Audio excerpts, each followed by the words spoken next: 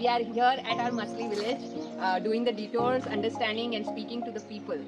So let's get going.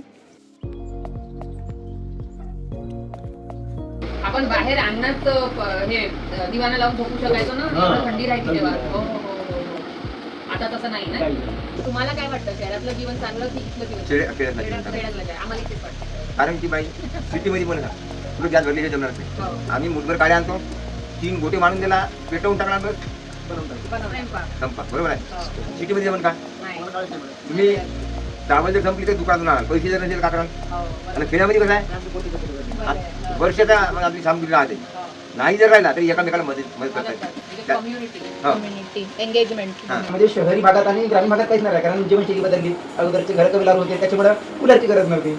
आता स्लॅबची गरज लागली, उष्णता तेवढी वाढली, त्याच्यामुळे कूलर तर लावाच लागतं. थोडासाही हवाचा झोक आला का इथे लाईट चालले जातात. कवितेचे म्हणजे कवितेला पैसा कमी लागले.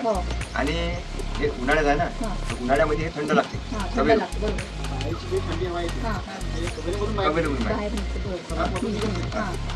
स्लॅबमध्ये डोलर देणं घालतात.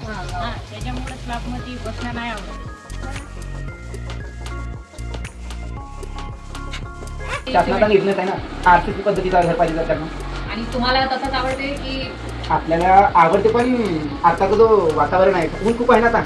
आता आपले रस्ते सिमेंटचे झाले आहेत, पहिले अगोदर मातीचे तेवढं ऊनच नव्हते. आता चालतो म्हटलं तरी पाय लासून जाते पूर्ण. हो ना. म्हणून ते गरम हवा कधी पण काय होते की खालतून वरती जाते. म्हणजे गरम हवाचं ते ऊतच तसा राहते, खालतून ते वरती जाते. वरती झाल्यावर ते पहिले स्लॅबला हिट नाही करत आहे, तर पहिले मटक्यांना हिट करत आहे. मटके काय राहतात, थंडे राहतात, ते ऍब्झॉर्ब करतात, म्हणजे उष्णता पकडतात आणि थंडी हवा सोडतात. तर सिमेंटचे घर चांगले का पक्के मातीचे घर? मातीचे घर काय म्हणून दे.